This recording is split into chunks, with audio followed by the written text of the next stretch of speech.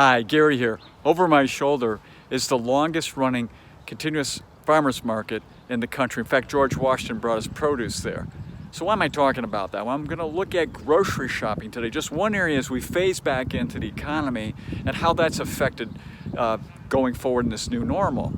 First, I want to talk about a concept that a friend of mine, Dean Jackson, brought to me years ago called Mainland and Cloudland. Let me explain. Mainland is where you get in your car, you drive to the grocery store, pick up your groceries, come back, unload them.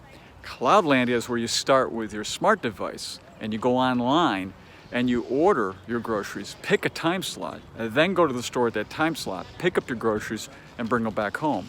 We're moving towards Cloudlandia. So who are the big players or the players out there in this area?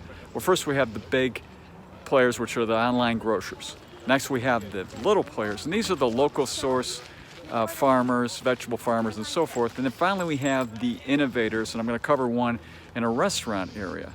So let's start with the big players. Well, when you can see here in this chart that recently the three biggest players on online grocers were Walmart, Instacart, and Amazon Prime Now. And they had roughly about 3% of the marketplace. And it has been said that by June of this year, 43% of us are going to experience that. That's a huge change. In fact, one of the CEOs said it's like Black Friday every single day in that online grocery space right now.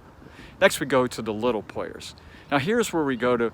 I went to a farmer here. I ordered online all fresh vegetables from his 10-acre under greenhouse farm in West Virginia.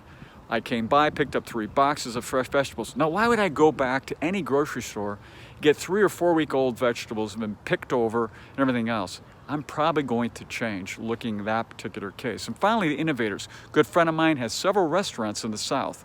Now, he'd been collecting in Cloudlandia many emails for his customers who visit his restaurant.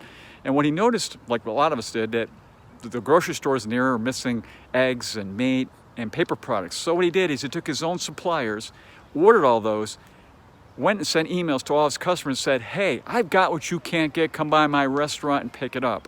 And they did. And several weeks later, he's making much more money delivering groceries from his restaurant storefront. That's amazing. That's innovation. So when we look at that, how are we going to be habituated going forward? You know what I mean by that. What are the permanent changes that are going to take place that then will affect what happens in grocery shopping? So really it falls into, I believe, 3 areas.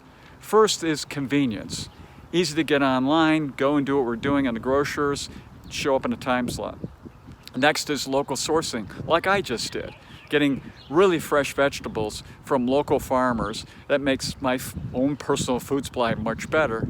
And finally, there's the whole need to escape, personal escape that we do, to just get out of the house, to go shopping and come back. That's kind of against it. That basically says we may not make that change.